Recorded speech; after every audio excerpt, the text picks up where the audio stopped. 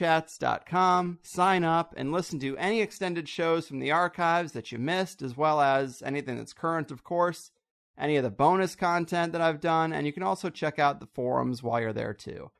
But I wanted you to know up front, just in case you wanted to do that and then listen to this show with Laird, because it is a new thing, and he's really the perfect guest to dive into it with. We talked largely through the first hour about the Dogon tribe and their advanced, seemingly multidimensional teachers, and the second hour about the work of Velikovsky and other out-there theories about our solar system and space itself. So again, a free week trial is there for you should you be interested, and with that, let's do the damn thing. Pack your glass and park your ass, people, because we're diving right into the deep end of the pool with the man himself, Laird Scranton. Play me in, Charlie. It's the Higherside Chats podcast, but you can call it THC. Always talking fringe ideas, digging up conspiracies. Stuff they don't want you to know, it's the stuff we want to see. That's life here on the higher side. It's the place for me, it's my favorite show, where the guests are great and my mind gets blown. The higher side, love the higher side. Raise your glass and toast to Carl Wood, the host, on the Higher Side Chat Show.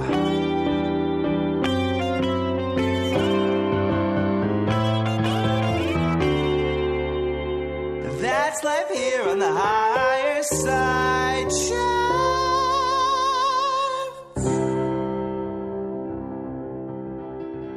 All right, Higherside Chatters, we've seen enough from mainstream academia to know their interest lies not in the pursuit of knowledge wherever it leads, but rather in the preservation of pre-approved paradigms with a variety of so-called experts in place to thoroughly shut down any wild theories, healthy speculation, or God forbid actual evidence that suggests these narrow views must be widened.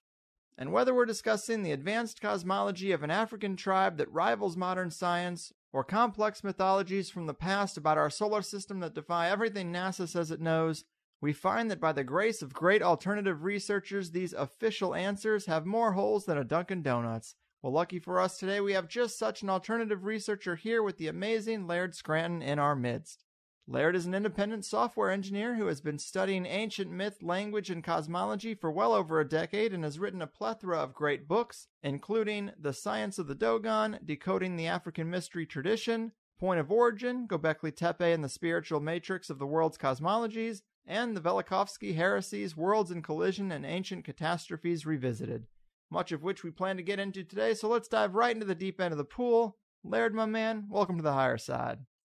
Well, great, Greg. Thank you very much for inviting me on. I really appreciate it. You got it. This is a real pleasure, man. You do great work, and we plan to largely talk about the advanced knowledge of the Dogon tribe of Africa that was made popular by Robert Temple, and a radically different model of our solar system's history that comes from Immanuel Velikovsky's examination of ancient myths. And in both cases, we're dealing with situations where, if we look at the past, seems like they knew far more than we're led to believe, and in some cases might be closer to the truth than our so-called cutting-edge Western society.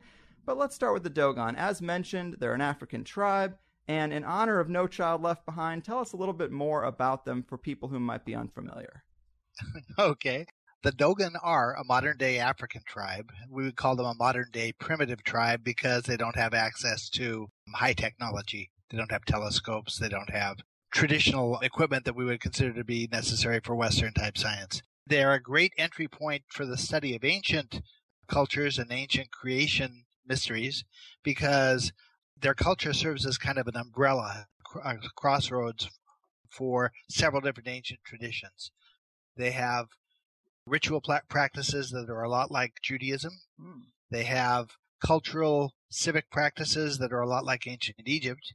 And they have a symbolic system of cosmology, a system of symbols and meanings and myths that is very similar to ancient Buddhism. So when I realized this, my entry point to the study of the Dogon was, like a lot of people, Robert Temple's book, which was called The Serious Mystery. And the first intriguing aspect of the tribe was that they seemed to know some things about astronomy that they really shouldn't know without access to equipment.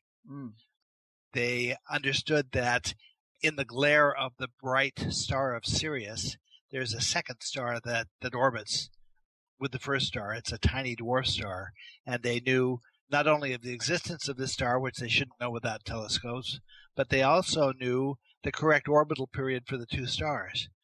They also knew some other facts that are, some of which are still being verified right now by our astronomers. So that was sort of my entry point, and the more I learned about the tribe, the more interesting they became. Rightfully so. Robert Temple suggested the Dogon had visitors or teachers from the Sirius star system that gave them this advanced information. Is this an area of departure for you, or do you consider that a possibility? I am in agreement in a qualified way with that. And the counterbalance to that is Carl Sagan, whose response to Robert Temple was, well, clearly this African tribe has received information from a modern visitor who knew about science. What Sagan didn't do was, if he had pursued it just a little bit further, he would have realized that the information the Dogon have is given using ancient Egyptian words that went out of use about 750 BC. So the chances that a modern visitor would have brought this knowledge to the tribe using those words is pretty slim, at least in my estimation. The Dogon do claim that their information comes out of an instructed tradition that was given to them in ancient times by somebody who knew a lot more about science than we did. The Dogon system of symbology is a close match for a Buddhist system. The Buddhists flatly say they got theirs from a non-human source. The Dogon say it was non-human, but go a step further and say not only that, it started out as a non-material source, which is an interesting point of view. From the Dogon perspective, the Dogon tradition is based on an archaic philosophy that describes universes as forming in pairs. They say that not every material universe has a non-material twin. And so the Dogon perspective was that in some complicated way, what started out on the non-material side of this pairing ended up being an instructional influence for us back in ancient times. Wow. See, that's pretty amazing to me, because up until recently, when I really dug into this stuff, I'd always heard the Dogon story presented from the perspective that physical space aliens navigated here from the Sirius star system, and this non-physical element isn't really brought up. But based on this description, it seems like we might be dealing with something more multidimensional, or perhaps contact from a parallel spirit world? Yes, again, in a complicated way. The Dogon say that their teachers were concerned about the potential bad effects that could happen to us from having prolonged contact with them. So that implies a physical presence, in a way that is going to be bad for us. The solution that the teachers supposedly came up with was to sequester students, a group of 8 tribes members, at a remote location, teach those 8 and send them back to teach everybody else, and sort of put a limit on exposure. That sort of goes along with, there are reports in all sorts of other traditions, even in discussions of, God appears on the mountain to Moses. Yeah. And there are all sorts of cautions around that about the Israelites not approaching too close to the mountain for fear of their own safety. So this is not like a really over-the-line perspective that the Dogon have necessarily. In trying to understand whether I should credit that point of view or not, as a researcher, I'm trying to anchor points of view that spawn interpretations. The Dogon and the Buddhists have what in the modern day are matching symbolic systems of creation. The Buddhist system was documented by about 400 BC, and the Dogon system is given in words that went out of use by around 700 BC. Mm-hmm. So we know that they're both ancient. One's given in Sanskrit, the other's given using what are essentially ancient Egyptian words, which are very different languages. So it's not likely that one learned it wholesale from the other. So the fact that they're a match in the modern day, that modern authorities on Buddhism are describing a system that's a match, a very close match for what the Dogon are describing in the modern day, means that both groups somehow managed to keep all the details of their system straight for thousands of years. Mm-hmm. Now, as a researcher, I can look 2 ways at that question. I can say, well, I can take the point of view that, well, they kept all these other details straight, but when it came down to the question of who they got the system from, that they both somehow misremembered that point in matching ways with each other. Right. That they both imagined that they got it from a non-human source when they didn't. Or I can take the point of view that they kept that detail straight also, and that as a researcher I have to give some credence to the possibility that there was some non-human involvement here. Right, and I think the latter is probably the fairest approach to all this, but it is a bit challenging for some people to get their heads around the idea of non-physical entities manifesting on the physical plane for whatever reason, but ancient texts and mythologies and religions, they are just full of various strange gods and visitations from angels and other creatures, and it seemed to be a lot more normalized. Perhaps there was a period of time where beings from the non-physical flip side of our reality crossed over much more easily, and maybe that connection is weakened somewhat. I don't know. But is that a possible explanation that you entertain? Actually, that is one of the possibilities that I explore in some upcoming books. Critics of this point of view will say, well, look, if there really had been non-human involvement with humanity, why don't we have other ancient cultures talking about this? Mm-hmm. And the response to that is they're all talking about it. Every last one of them. The Egyptians flatly say they got their written language from gods who they didn't consider to be human. Mm-hmm. Pretty much every culture all around the world, when they talk about ancient times, is describing things that don't fit into our paradigm of what you would expect from normal human contact. Mm-hmm. So that really isn't an argument against the point for me. Also, the material that is being presented in this system of creation is pretty advanced stuff. The Dogon priests say that their symbols describe how their tribal god created matter. And when I started researching the tribe and what they had to say, I could see that they had definitions of things like atoms and protons, electrons, and neutrons correct. And they even had a drawing to go with the electrons that looks like a typical electron orbit. Mm-hmm. So if they had those top two components right, what were the chances that this descending structure that they were describing might also be correctly described? And so I started educating myself about structure of matter, reading Brian Greene and Stephen Hawking and popularizers of science, and realized that you could set the Dogon descriptions and their drawings side by side with descriptions from Hawking and Greene and their diagrams, and it's all the same stuff. It's intuitively a match. For really starting at waves, matter in the form of waves, all the way up to matter in the form of atoms, that they have a reasonable perspective on each of the stages in between. Mm-hmm. But the Dogon talk about things that Brian Greene and Stephen Hawking don't talk about.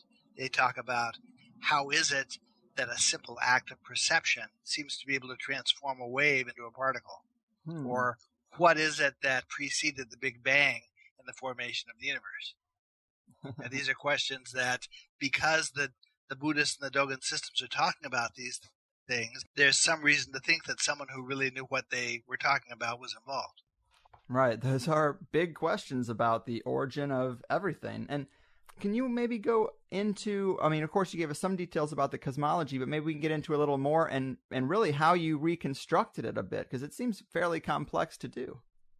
It's a pretty complicated thing to work with. I have certain advantages. Having been a software designer, well, first of all, I have a degree in English, which gave me some perspectives into language. And I studied in school, coming up to the ranks, sort of a couple of other foreign languages. I studied Spanish, I studied German. I converted to Judaism when I met my wife and studied some Hebrew. And so I had some perspectives that were linguistic and some perspectives that were symbolic from writing software. When I would write a program for a business, one of the things I came to consider was, how is the guy who follows me 5 years from now going to figure out what this program is about? And there were certain techniques that I began to use so that whoever it was who followed me, maybe it was even going to be me 5 years later looking at my own program, how was I going to make it as easy as possible for them to figure out what I was talking about? In math class, when they talk about variables in algebra, they train you to use X, Y, and Z as variables, which are not very informative. Mm-hmm.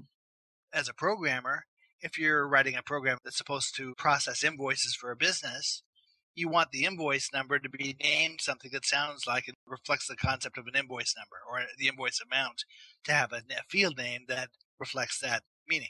Mm-hmm. Well, I could see that in the system the Dogon were talking about, that someone had used those same techniques. And that said to me that I'm looking at a design system. This is not an accidental system. Mm-hmm. So knowing that it was designed gives you, or at least coming at it from the perspective that it was designed, gives you sort of a head start on trying to figure things out.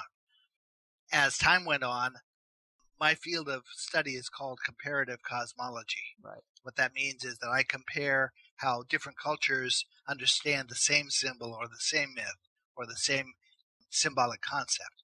And so through these comparisons, you gain ways of getting sort of three-dimensional information about a concept you don't necessarily know everything about at first. In my case, I have comparability of language between the Dogon language, the Dogon cosmological words, and the Egyptian words. So if the Dogon say that a certain word means something, I can go to an Egyptian hieroglyphic dictionary and see that same meaning reflected with a similar pronunciation. There's another advantage to the way the system is put together in that words don't carry just one meaning, they carry multiple meanings. To try to explain that, in the ancient mindset, when they talk about processes of creation, they're really talking about three things simultaneously. They're talking about how the universe forms, how matter forms, and how biological reproduction happens. And they see those processes as being so fundamentally similar to each other that they use a single progression of symbols to simultaneously describe all three. Now, what that means is that when we ask about the meaning of a symbol, we can't just say, what does a hemisphere represent? We have to say, what does a hemisphere represent if we're talking about biological reproduction? Well, in that case, it represents a womb. Mm-hmm. If we're talking about matter forming, it represents the expansion of mass. And so there's sort of parallel concepts here, but enough different perspectives on it that you can now have a cluster of meanings to compare to another language and see if the other language hits the same sets of meanings. When they do that, you can argue that you have a firm correlation between two words that isn't a traditional linguistic correlation. It's a correlation based on cosmological symbolism. So that's one way of sorting this out, is through comparison of language. Another way is through the comparison of how specific symbols are understood in different cultures. The Dogon say this shape represents something. I can go to Buddhism and see what they think that shape represents. Or I can go, my series of books has now touched on traditions in Africa, in Egypt, in India, in Tibet, China, Turkey. I have a book coming out in November that touches on northern Scotland. And with each of these groups, you have a language that applies, and you have a tradition of myths and symbols that applies, that you have comparability back and forth. And so when you get 3 or 4 cultures agreeing on the meaning of a symbol, you're on pretty firm ground to say that that's what the symbol means. There's another perspective that is really hugely beneficial that it took me a while to catch on to. These concepts of creation precede written language historically. Written language doesn't appear till around 3000 BC, and it's traditionally understood that these symbolic concepts go back much, much further than that. They go back maybe as far as 12,000 years, maybe even before that. So it looks as if what was an oral tradition that the Dogon preserved, they don't have a written language, that this oral tradition, aspects of it were adopted to create the written languages. And so you have maybe 30 shapes that the Dogon describe that are matched by Egyptian glyph shapes that are used to write words, matched in the shape and matched in the meaning. And so I started exploring those, and I realized that Egyptian words can be read a different way than is traditionally understood. To give you an easy example for that, there's an Egyptian word for week, like days of the week, that's written with 2 glyphs. It's written with the sun glyph, which is a circle with a dot, that can represent the concept of a day, or it can represent the concept of the sun.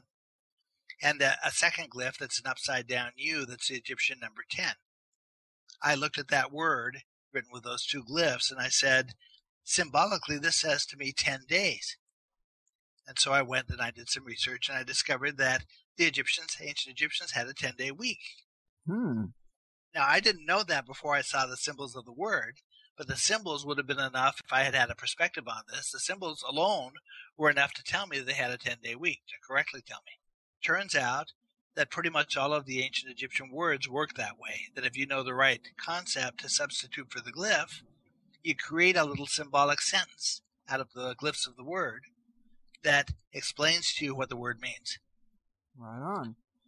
Man. Now, you go to ancient China, and you can positively correlate their written language because they had an ancient word for week that was written with a sun glyph and the number 10, and they also had a 10-day week. Now, this is really interesting because, at the risk of jumping all over the place here, I have heard you also talk about the idea of the old calendars and the 360 days in a year instead of 365. And maybe something might have changed in our solar system within human history, which is so far off from what the mainstream would accept, that would account for these changes. Is that kind of your contention?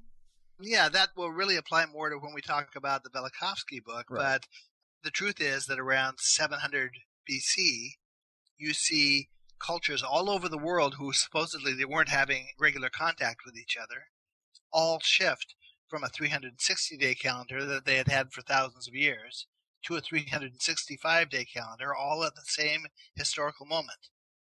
Now, to my way of thinking, if you can't point to an influence that caused them all to make that choice at that same moment, the likeliest thing is that they were responding to an actual physical change in the year. Wow, man. And the implications of that are pretty far out. Now, I have talked to other researchers who recognize this change in the calendar systems that are more conspiratorially minded, who talk about religious authorities and ancient power centers who made these changes to the calendar and official standards by force as a method of disrupting our connection to the earth or our natural rhythm and cycles, thus making us easier to control.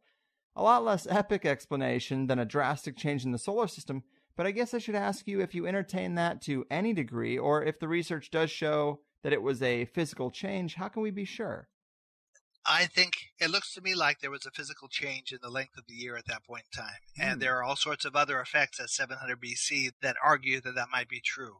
For example, every total eclipse of the sun that happened since 709 BC, we have computer programs that can verify it to the place and the day.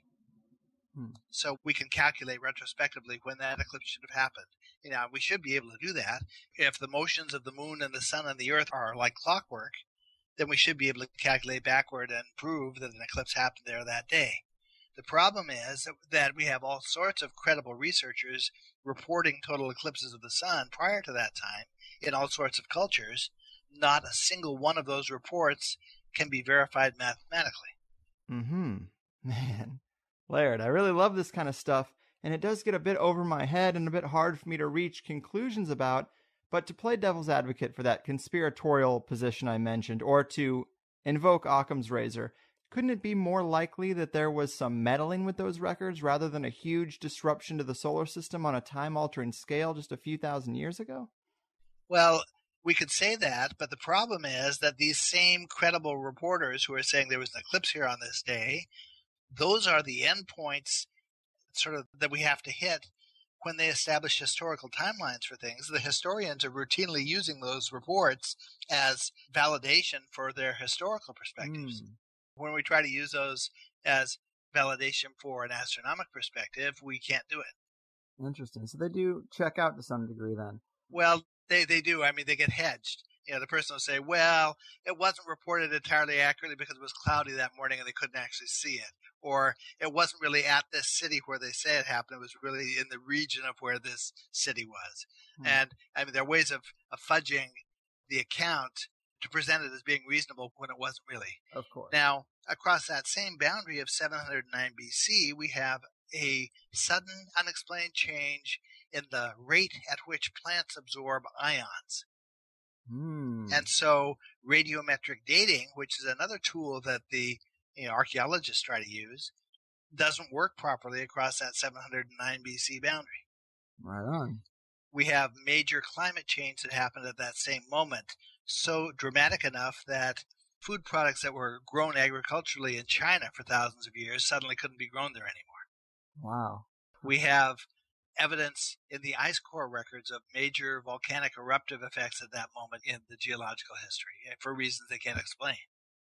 So a lot of data to suggest. Something really, really big happened around 700 BC and big enough to theoretically justify a change in the length of the year of the planet. It wouldn't take a whole lot of movement or change in the motion of the Earth's orbit around the sun to extend the year by 5 days. Fair enough. And thanks for breaking that down. You do make a great case, and I'm more than open to that possibility.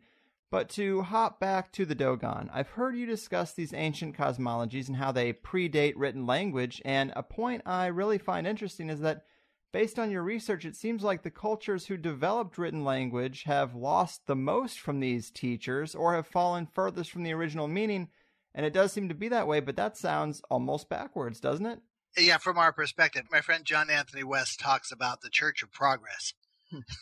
And the Church of Progress in his mind is the mindset that imagines that there has been this linear increase in human ability and knowledge, since ancient times, Right. that just keeps getting better and better and better and better and better.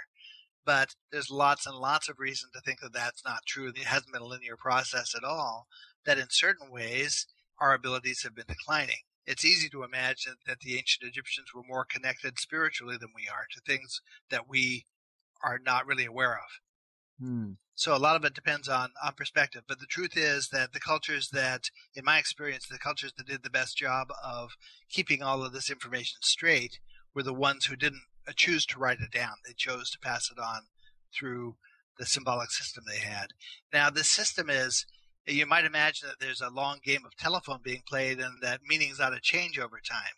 But that's not either. That this is a highly mnemonic system. To give you an example, when my wife were raising our kids and they were very young, we were considering going out to a county fair.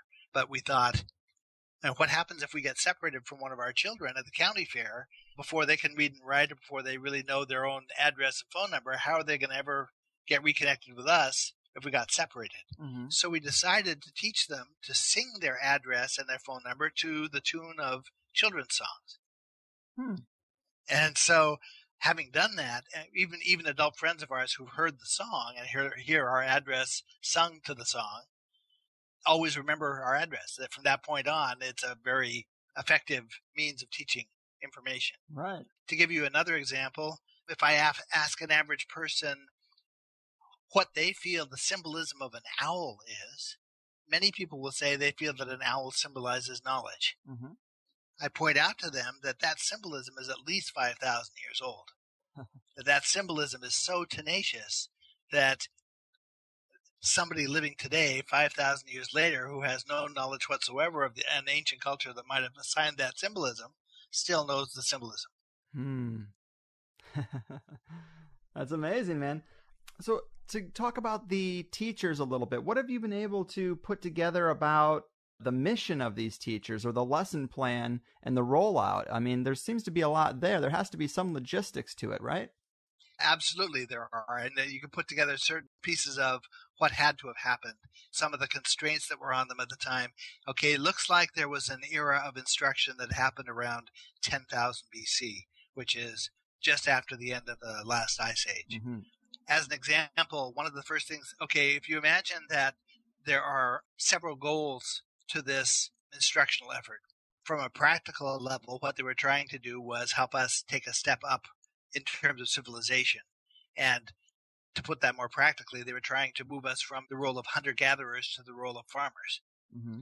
And so one of the main things that was being taught was agriculture. Well, one of the prerequisites for agriculture is being able to tell time, being able to track seasons, being able to be able to predict when to plant and when to harvest and things like that.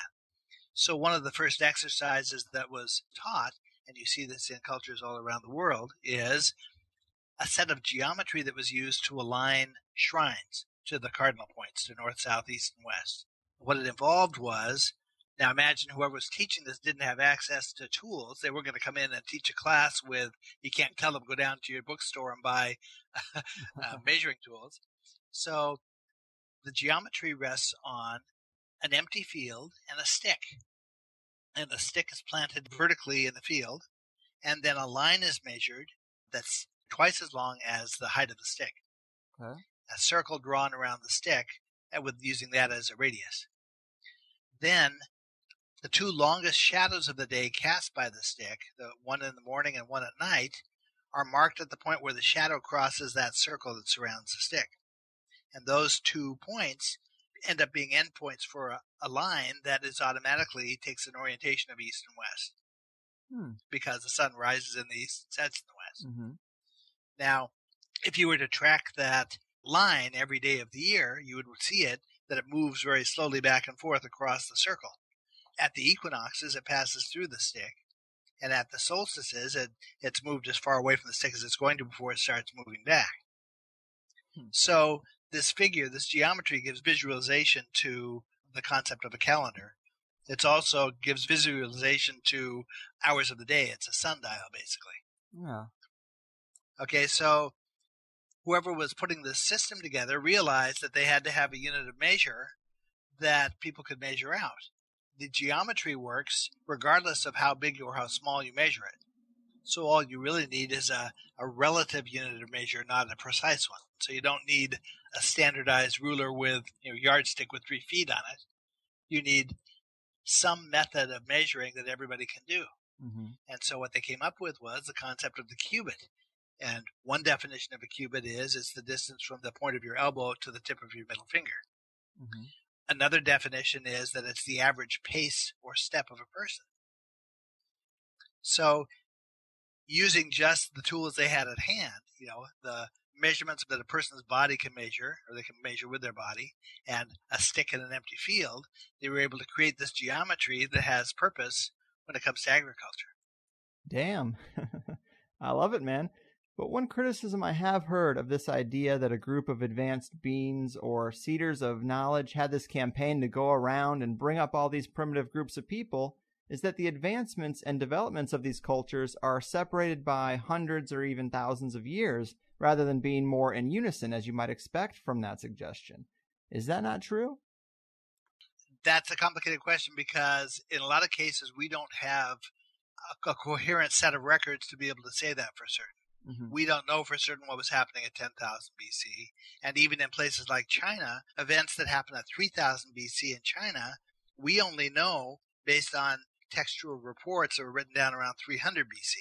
And so consequently in China, there's all sorts of academic dispute about what did they mean when they said that, and how could we demonstrate that what they meant when they said that, because we have this huge gap in knowledge between when the thing happened and when it was written down. Right. So even though we only have reports in China from 300 BC of a system of agriculture called the Wellfield Plan, in China it's considered to be a theoretic plan, even though they have some examples of it actually being put to use. You go to the Dogon country in Africa, and that exact same system of agriculture had been in use for hundreds or thousands of years. It's the official basis of agriculture for the Dogon. Well, is there a way to prove this idea maybe outside of what's been recorded, maybe by looking at the environment or the soil to try to find a genesis point that's the same across these cultures, or any other way to further this case? Well, there are ways to get at it. My book, Point of Origin, argues that there's a very ancient site called Göbekli Tepe in Turkey. It's about a 12,000-year-old site. And the only evidence we have there is multiple sets of stone pillars set in circles with carved images of animals and some symbols on them that nobody knows what the symbols mean. Mm-hmm. And so in my book, Point of Origin, I use various facets of language to demonstrate what's likely to be true about this stuff.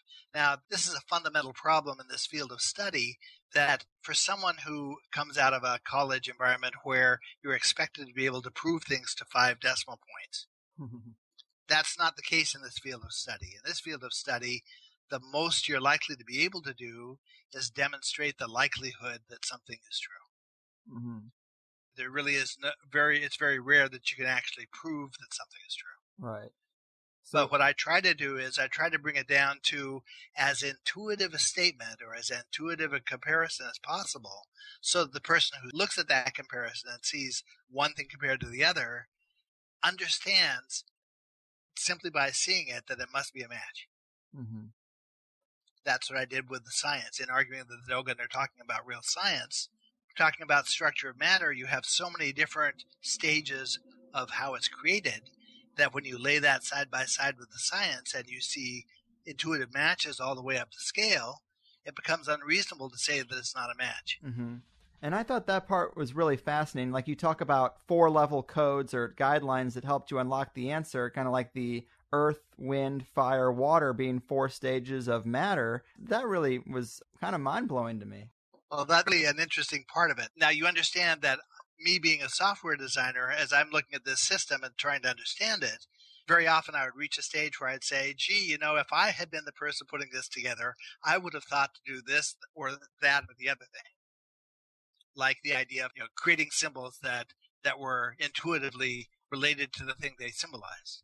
Every time I reached one of those stages, I would discover, sure enough, whoever put the system together actually did the thing that I had wished that if I had been putting it together, I would have done for my own benefit.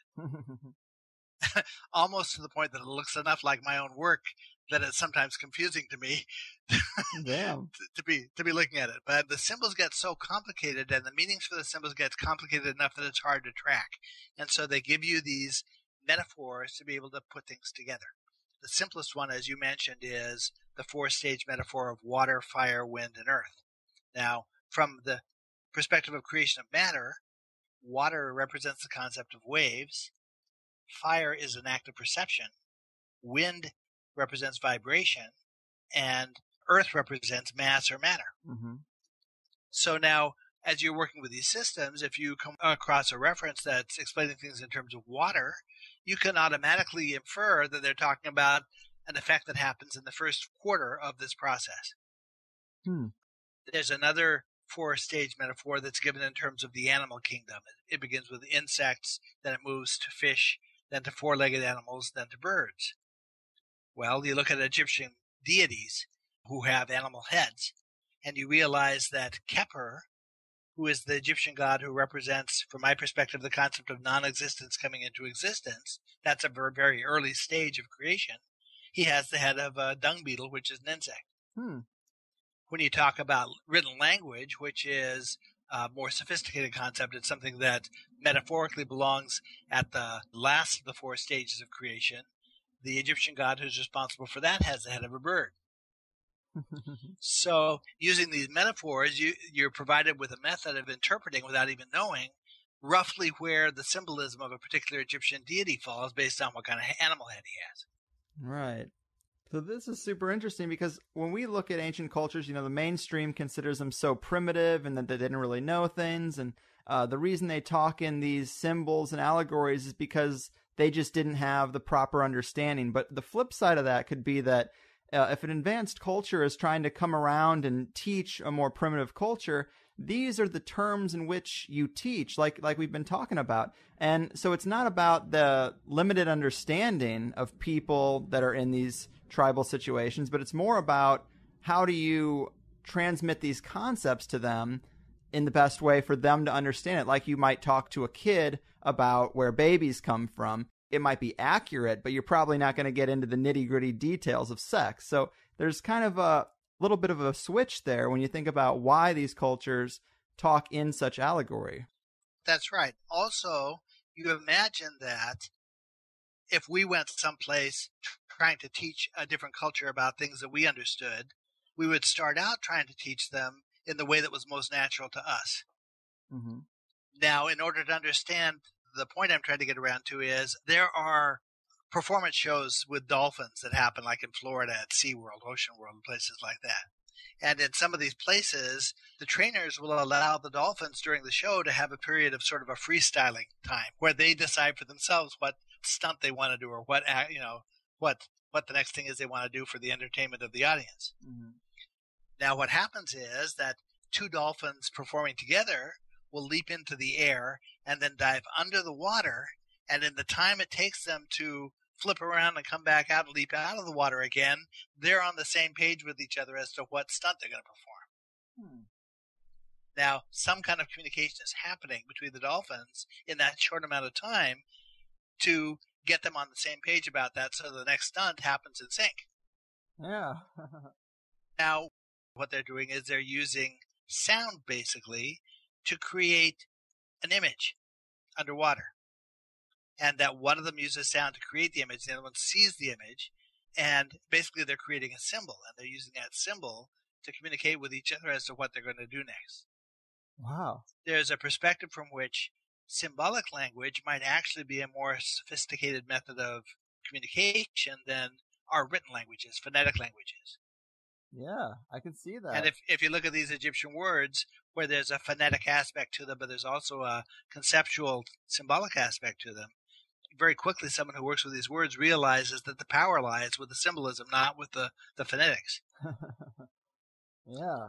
So what we may be seeing in ancient times is not a progression from a less sophisticated language to a more sophisticated language, but actually one from a more sophisticated language to a less sophisticated one. And so the cultures that never developed written language, from our perspective, were sustaining a more sophisticated system. Interesting. It's so backwards to the way a lot of people think, but it does make sense.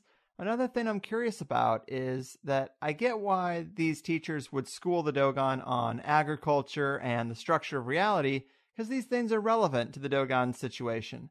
But why teach this African tribe about Sirius A and B? This gets to be complicated. We have parallelism between three symbolic themes, at least three of them. How the universe forms, how matter forms, and how biological reproduction happens. And so we know that biological reproduction happens when an egg forms. Part of something from a man comes together with something with a woman to create an egg. Mm-hmm. Well, similarly, we have a symbolic system that describes the universe as forming from a cosmogonic egg. And in the Dogon mindset, matter begins with something called the egg in a ball. It's a figure that looks like an Egyptian sun glyph. So we have parallelism of this symbol of the egg up and down the scale. Mm-hmm. Well, this parallelism means that any structure they're describing for matter, they also are going to describe a correlate to. We have things happening in the microcosm and things happening in the macrocosm. To give you an example, the first permanent structure of matter that gets created according to the Dogon, this is a structure that exists at every point in space and time, can be thought of as a little spiral, a little vortex, a little tiny, like a whirlpool. Mm-hmm. The correlate to that in the macrocosm, the one that is in our region of the universe that we have immediate access to if we want to know that it's there, is a spiraling birthplace of stars that's so faint, it emits such a faint amount of light that it's not obvious to us that it's even sitting there. It's called Barnard's Loop, and it's a spiral that centers on the belt stars of Orion. And that loop, that spiral, is the macrocosmic correlate to this microcosmic spiral the Dogon says exists. Now, there's a similar effect happening with Sirius, that there's a structure that relates to matter that's very important, that is a conceptual correlate to something that's going on with the Sirius stars. And so Sirius becomes important in the tradition because of that relationship between those two things. Trying to get the details of what it is, books length worth of material to try to explain what it is. But that's the easy answer, is it's not. Sirius wasn't important to the Dogon because their teachers came from Sirius. It's because there's a symbolic relationship to Sirius that's very urgent.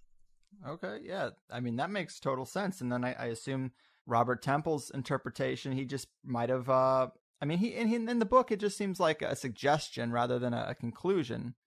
Well, Robert Temple, in fairness to him, he was writing in 1975, and there was no English language translation yet for most of the anthropological study on the Dogon. There was a section of it that had been translated that he includes in his book.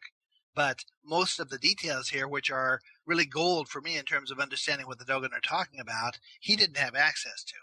So he was, to a certain extent, having to shoot in the dark a little bit in terms of figuring out what these things represented. It's also complicated because the way the esoteric tradition here, there's a tradition of priests teaching students or initiates. And that process requires the student to continue to ask pertinent questions to find out the actual truth of things. And there's a deliberate obfuscation, deliberate misrepresentation that happens in the early phases of that to misrepresent what a real figure is or a real meaning of a symbol is and so forth. For example, publicly, the Dogon say that their festival of Sirius happens every 60 years. But in practice, they make an excuse every 50 years to hold it again. Now, your average person doesn't live long enough to realize there's deception happening here. But the purpose of the deception is to hide the fact that that period of the celebration reflects the orbital period of the stars. It's a 50-year orbital period. They're disguising an inner meaning of their tradition by misstating it. And so a lot of the stuff that even the anthropologists, the French anthropologists who studied the tribe, you get more than about 5 years before the end of their studies, and the things they're writing in articles are not really right on the money in terms of what the Dogon really think. It's only when they get down to the end of it, when the lead anthropologist was actually initiated as a Dogon tribes member, that you start getting down to the actual meanings of things. Now that I love. And I wonder how they came up with such a system, because that has serious parallels to the way esoteric groups and secret societies operate and preserve their knowledge with these levels of initiation and understanding. That's right. That's true. Now, there are larger symbolic reasons for that.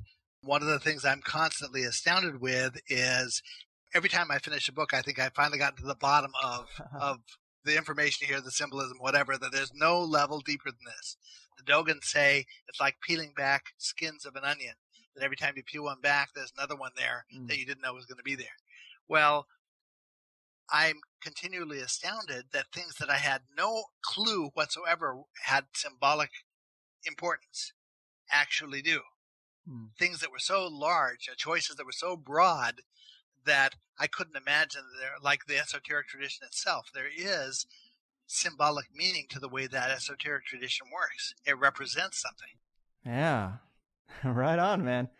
Also, what can you tell us about serpent symbolism and its association with these teachers? Because that's a pretty interesting thread.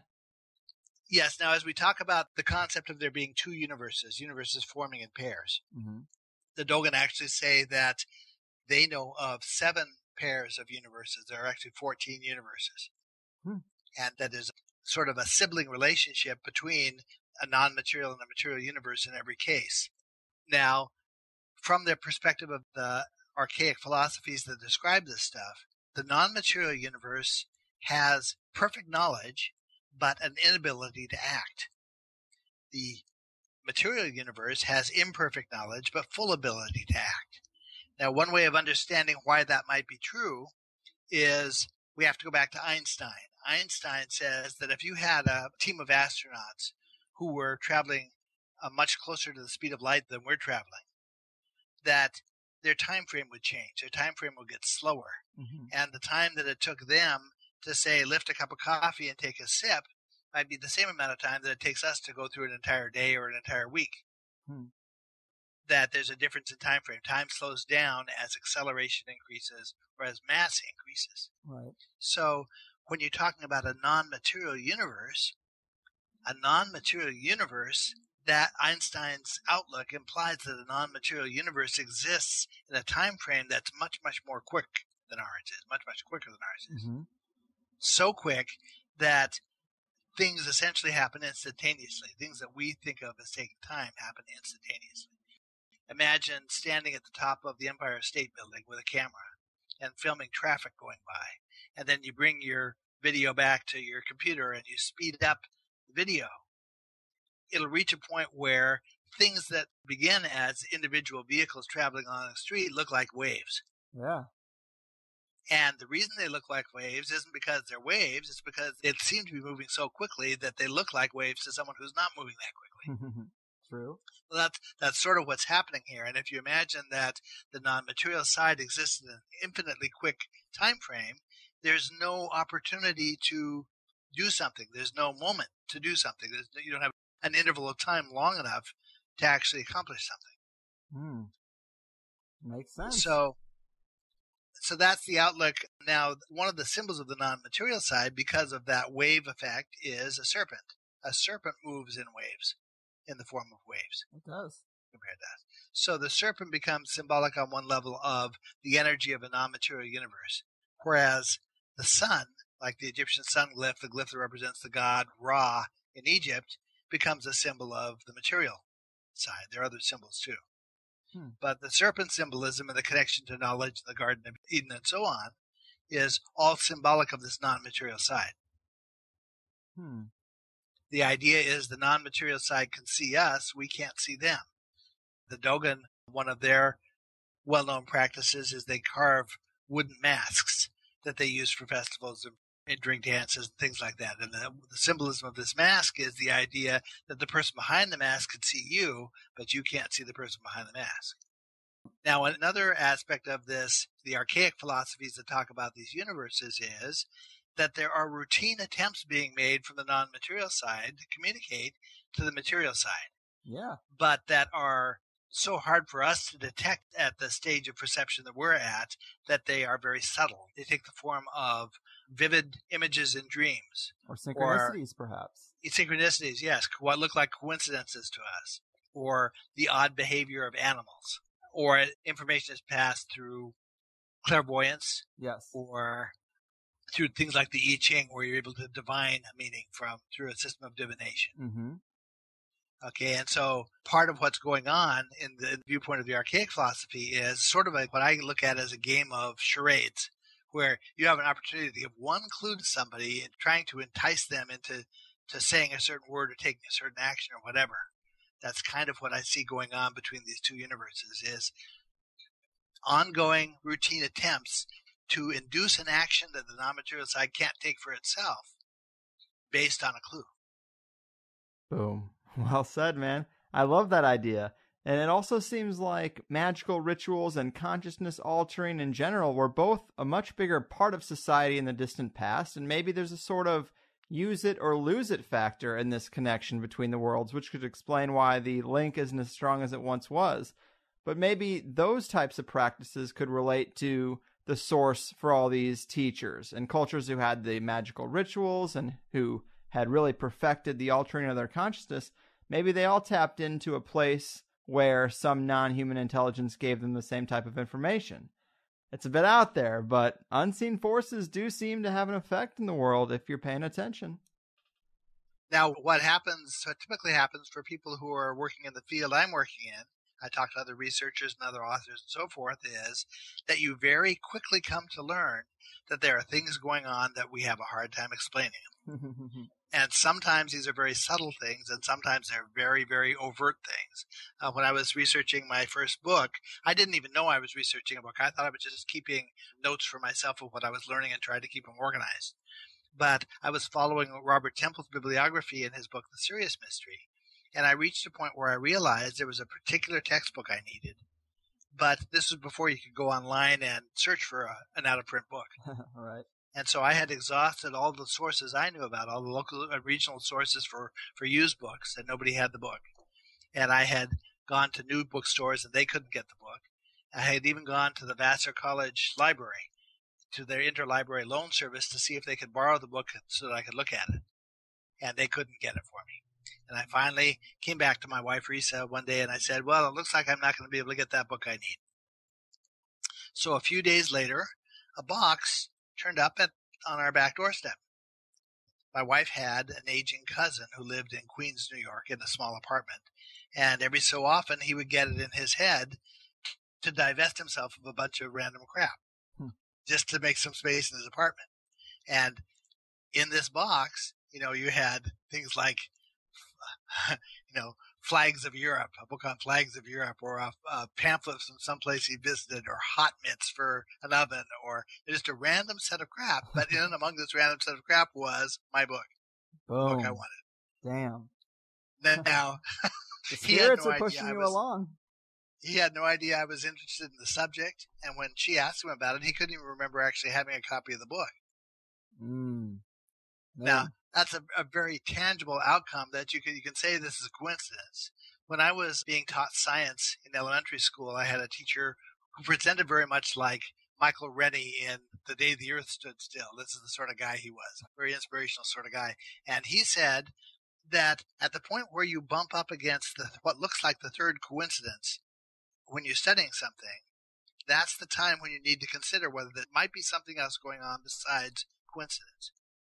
Yeah. So in the study of this, these mysteries, you're constantly bumping up against things that look like coincidences. And at some point, you have to draw a line and say, that's too many coincidences. I'm sorry, I don't believe that. I don't buy that. It's not credible to have 15 coincidences in a row explain why this is the way it is. No doubt. No doubt.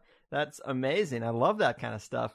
And seeing as how you have such an interest in these cosmologies and the mindset of these types of cultures and how they got their information, have you considered going down a path of personal exploration with entheogens or ritual practices to try and maybe tap in a bit deeper to understand where they were coming from or what they might have been experiencing?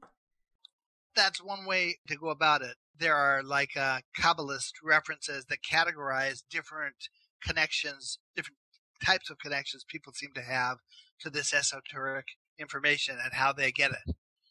There's the person who goes into a fainting spell and has an epileptic seizure and comes out of it with knowledge about things they didn't have before. Or there's, the people who are using the right psychotropic drug to get to it, or there are people who seem to learn about things in their sleep, or all sorts of different categories of mystics and how they seem to come across this information.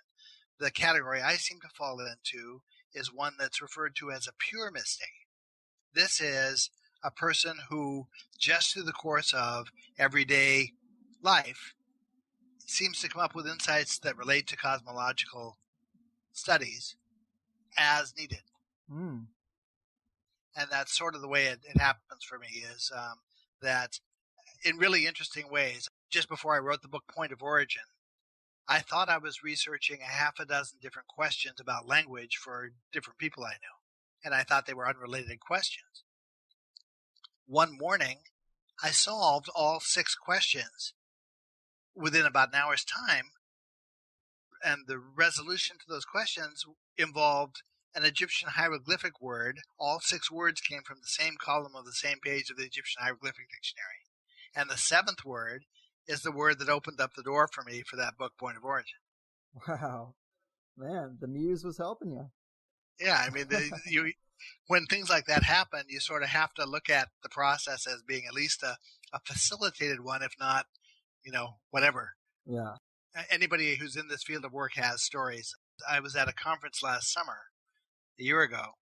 A woman sitting in front of me as I was listening to a presentation, turned around during a quiet moment, and she asked if I would be willing to look at a symbol for her.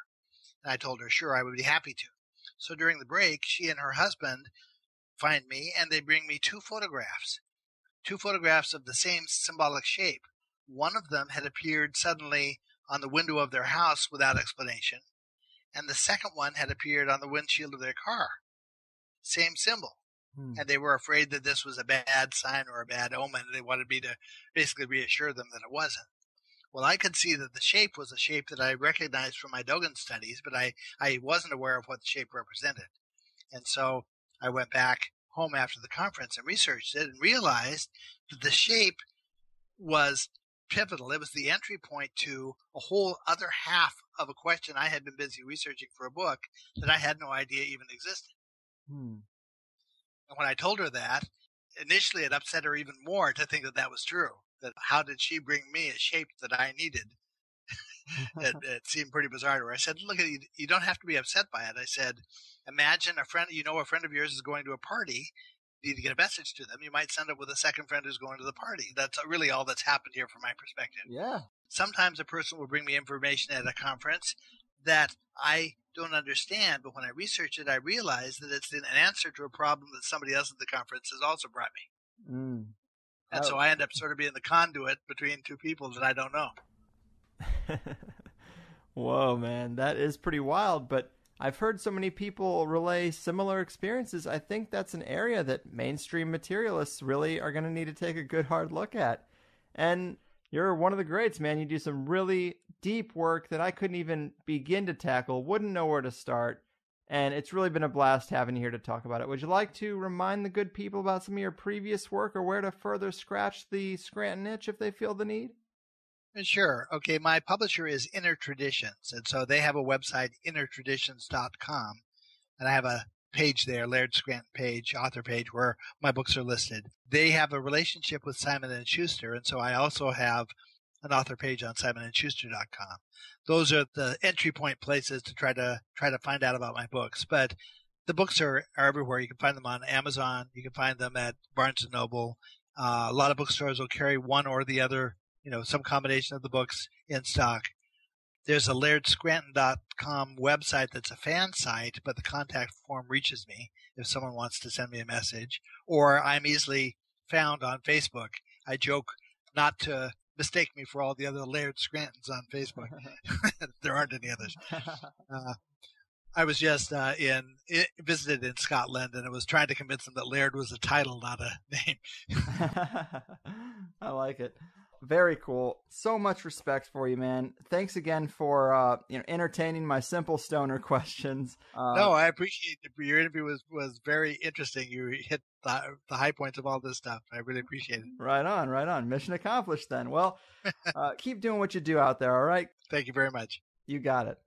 Sweet Jesus and hallelujah, people. I hope you liked that show. I actually love getting into the ancient stuff. There's just so many mysteries, and there's more than enough evidence to know the story doesn't fit with what we're taught in school, with what the history books show. There's a lot being covered up, and we really just don't know a goddamn thing.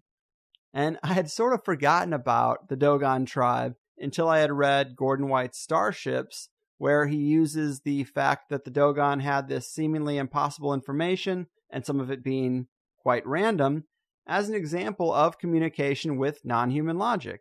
It gives us some strange pieces sometimes. It was also him who urged me to make room for a question about the CIA stealing Robert Temple's research. But based on what Laird said about the Dogon's own descriptions of their teachers, they definitely didn't seem human or all that physical, And when Graham Hancock and I were talking about the Brotherhood of the Man Bag, or this little bag symbol that is in the hands of figures in Sumerian art, Mayan art, it's pretty widespread. Anyway, he talks about that being an allusion to these culture seeders, which he considers to be advanced humans from after a cataclysm. And what struck a chord with me about that perspective was that he brought up the idea that we might be due for a cataclysm, and what if such a thing happened today? What if a meteor hit, caused tsunamis a mile high, knocked out the grid? Imagine it gets pretty nuts, and maybe the surface is completely inhospitable for even 100 years. It doesn't have to be forever. Rockefeller only had prohibition for 10, and that's all it took for a whole country to forget alcohol was a fuel. But let's say 100 years or whatever. Just total devastation. Graham's point was, who is this really going to affect? It would definitely destroy the Western world as we know it, but would it really affect a tribe like the Dogon? Assuming they could find proper shelter, they're not going to miss the Xboxes and the iPhones. These indigenous tribes aren't going to miss LA or New York or London or Japan. They don't even know these places exist now in a lot of cases. So the point is, imagine this devastation. Our shit is royally fucked up. And let's imagine a group of survivors from an area like New York City makes it to some tribe in the jungles of South America and starts trying to teach them about this advanced knowledge from their lost civilization. Could that have been what happened 12,800 years ago? When the flood happened, could remnants of Atlantis, as a placeholder name, have gone out to assess the damage of the world, met indigenous people, and brought them up to a new level with any information they had? It does seem possible, but with all the entheogen use and the emphasis on ritual spaces and just the widespread spirituality that they seem to have, it's also just as likely that they could have all tapped into the spiritual plane in the same way and gotten this information and these ideas for their cosmologies. When I talked to Gordon about this, his big contention is that many of these cultures did not all rise up at the same time. They didn't all develop agriculture at the same time. So it's hard to say they were human beings from a previous round of civilization. And the spirit world theory is more likely because cultures could have accessed it at different times. And the cultures that seem to have the strongest spiritual and magical practices seem to be the most stable and the most complex. So there's that element. I was also just reading about this argument that the moon was brought into place by whatever caused the flood. That's a far-out idea too, but unlikely because I doubt they had projectors back then. But as confusing as really getting a beat on the past can be, really understanding how the environment has changed, how humans have changed, how and why we built these amazing ritual spaces, it's almost impossible for me to get my head around really restoring the right context to the people of antiquity. It is amazing, though, and it's so fun to get into. And another thing I would say is I did go camping in the Grand Canyon a couple weeks ago, and you know these pictures where you can see like an entire arm of the Milky Way? I was actually far enough out there, and the sky was clear enough to actually see that for the first time. It's really nuts to think that ancient people saw the sky like that every night. I don't even know how they would focus on specific constellations in a sky that full. I mean, sure, we can point out the Big Dipper and Orion's Belt now because that's really all you can see if you're near a big city, but it was a real amazing sight. Whether I was looking at billions of suns millions of light years away or some glitter stuck on the roof of our prison planet, I can't say, but it was sick.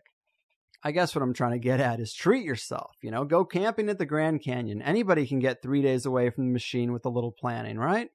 But anyway, big thanks to Laird. He brought some amazing stuff to the table. Check out his books. Let him know you liked the show and it was worth his time to be here. Check out the new website at thehighersidechats.com. Get yourself a free week's trial of THC Plus. It would mean a whole lot to me. I'm trying to make this like a real professional kind of company show thing. And the new website and graphics are a step in the right direction, I think. And I'm so fortunate to be doing well with this. I know so many of our own guests are really struggling, so I'm not complaining at all. And I'm not going to pretend to be desperate, but I do try to put together a solid product for your education and your entertainment, and I keep that bar low at $5 a month just to make sure I got enough to keep doing what I want to do without stressing out the wallets of the listeners. I think it's a fair compromise. And stability is important, but I hate this part of every show I listen to. I'm sure you feel the same, so let's just knock it off and say, I've done my part. Your move, cosmology crafters and culture seeders. Your fucking move. Oh no, you see, the world isn't random, it's attached to puppet strings, control over everything. The 9 to 5 is trying to steal ya. Now don't that job seem silly? Hello, can you hear me? Or should I play back recordings from some spying agency? Wish we were younger and free. I'll be thankful when it's all exposed, the vast conspiracy. There's such a difference between us and the damn brush eyes.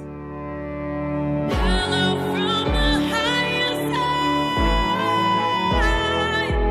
They're calling out 1,000 cries. They'll tell you the story of everything that's been done, and they'll call out deception of the web that's been spun. Hello from the higher side.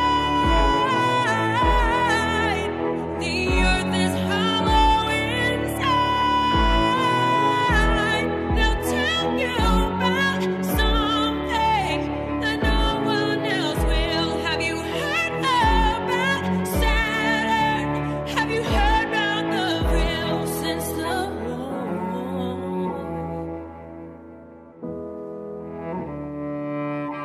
Oh no, they're cartoons. It's so typical of me to talk about this stuff. I'm sorry, that's good and well. Did you ever hear the argument that nothing really happens? It's no secret, and that the best is plus. It's doubling your time. Hello from the higher side.